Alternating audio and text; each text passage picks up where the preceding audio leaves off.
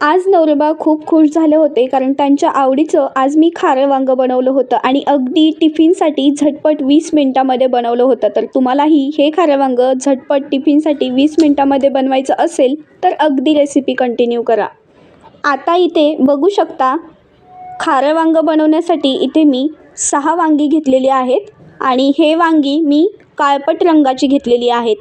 तर छान आता वांग्याचे देठ कापून घेतले आणि वांग्याला 4 भागाने असं मस्त चाकूने कट करून घेतलं आहे.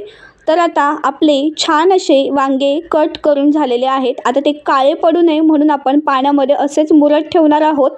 तोपर्यंत आपण पुढची तयारी करणार आहोत. तर इथे लगेचच मी गॅस चालू करून घेतला. गॅसवरती तवा ठेवलेला आहे आणि आपल्याला आता सर्वात पहिलं तर शेंगदाणे भाजून घ्यायचे आहेत. तर इथे मी वाटीभर शेंगदाणे घेतलेले आहेत.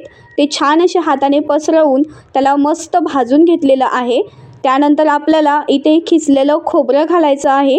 ते सुद्धा छान रंग येईपर्यंत परतवून घ्यायचं आहे. आपण एकदम साध्या घरगुती पद्धतीने हे खारं वांगं बनवतोय, त्यामुळे वाटणामध्ये कुठलं जास्त आपण साहित्य वापरणार नाही. तर बघू शकता आता शेंगदाणे आणि खोबरं छान प्रकारे भाजलेलं आहे आणि कलरसुद्धा त्याचा रंग बदललेला आहे. तर बघा आता इथे मी खोबरं आणि शेंगदाणे काढून घेते एका प्लेटमध्ये. गॅस बंद करूयात आणि हे शेंगदाणे आणि खोबरं आपण एका प्लेटमध्ये थंड होण्यासाठी काढून घेऊयात.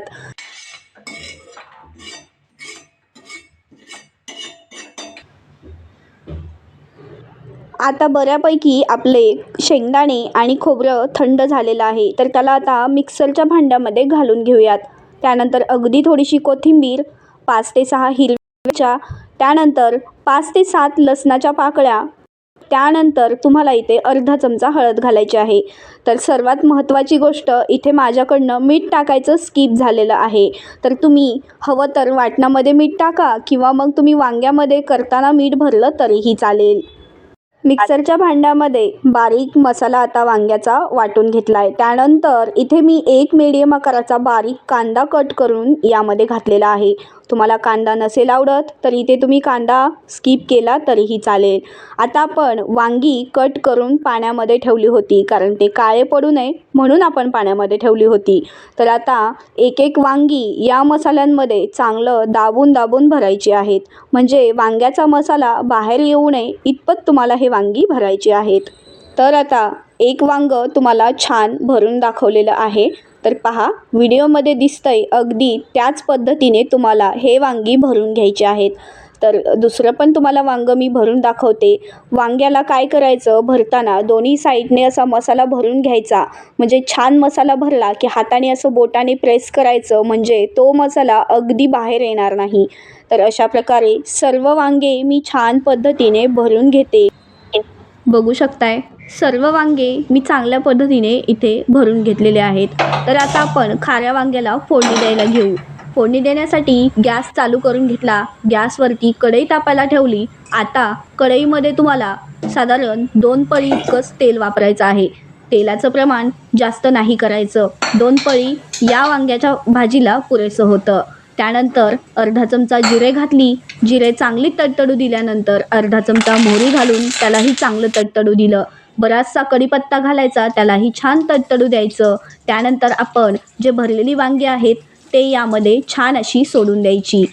आता हळूवारपणे एक एक वांगी इथे मस्त सोडून दिलेली आहेत. तर आता या वांग्यांना काय करायचं, उरलेला जो आपला मसाला असतो ना तो या वांग्यांवरती असं भुरभुरून द्यायचा. आता उरलेला मसाला टाकून झाल्यानंतर आता वांगी छान आलटी पलटी करून घ्यायची. जास्तही त्याला जोर द्यायचा नाही, नाहीतर मग भरलेली वांगी सगळी काही मसाला जो असतो ना तो सगळा बाहेर येऊन बसेल. तर थोडं अलगद चमच्याने याला छान आलटी पलटी करून घ्यायचं. साधारण अर्ध्या मिनिटासाठी इथे मी आलटी पलटी करून छान वांगी परतवून घेतली.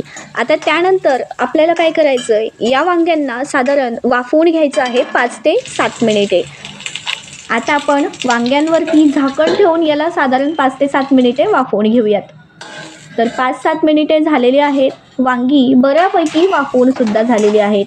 तर पहा वाफवून घेतल्यानंतर असे काही वांगी दिसतात. कलर वांग्याचा चेंज होतो पहा. पहिला कलर कसा होता आणि आत्ताचा कलर कसा आहे तर व्हिडिओमध्ये तुम्हाला पाहून समजत असेल. आता मीठ मी त्यामध्येच टाकायचं विसरली, तुम्हाला अगोदर मी सांगितलं होतं. त्यामुळे इथे मी वांगी वाफवून घेतल्यानंतर इथे मिठाचा वापर करते आहे. हवं तर तुम्ही मी जे वाटण तयार केलं ना त्यामध्ये मीठ घातलं तरीही चालेल, पण माझ्याकडून स्किप झालं होतं ना त्यामुळे मी आत्ता इथे मिठाचा वापर केला आहे. तर छान परत मीठ टाकून आता हे वाफवलेले वांगे परतवून घेतले. आता वांग्यांना मिक्सरच्या भांड्यामध्ये जे वाटण तयार केलं होतं ना तेच त्यामध्येच थोडंसं पाणी टाकलं आणि मिसळून या वांग्यांमध्ये घातलं.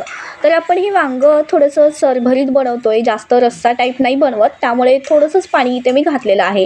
वांगी अगोदरच वाफवून घेतलेली आहेत, त्यामुळे आता साधारण थोडीशी उकळी काढते म्हणजे ते व्यवस्थित वांगी शिजली जातील. तर पहा, इथे माझी वांगी छान अशी शिजून तयार झालेली आहेत. उकळी पण मस्त आलेली आहे, पण उकळी काढण्यासाठी मी थोडा वेळ झाकण ठेवलं होतं 5 ते 6 मिनिटे. त्यानंतर झाकण काढून बघितलं तर मस्त आपली वांगी इथे शिजलेली आहेत. तर आता मी गॅस बंद करून घेते. तर कोथिंबीर टाकून घेतली आणि त्यानंतर मस्त आपलं खारं वांगं इथे खाण्यासाठी तयार झालेलं आहे. पण मी हे खारं वांगं नवरोबाच्या टिफिनसाठी बनवलेलं होतं. तुम्ही पाहुणे आल्यावर बनवू शकता, घरी खाण्यासाठी बनवू शकता किंवा टिफिनमध्ये अगदी 20 मिनिटामध्ये झटपट ही खाऱ्या वांग्याची रेसिपी बनवू शकता. तुम्हाला कशी वाटली कमेंट करून सांगा. आवडली असेल तर जाता जाता लाईक, शेअर आणि सबस्क्राईब नक्की करा.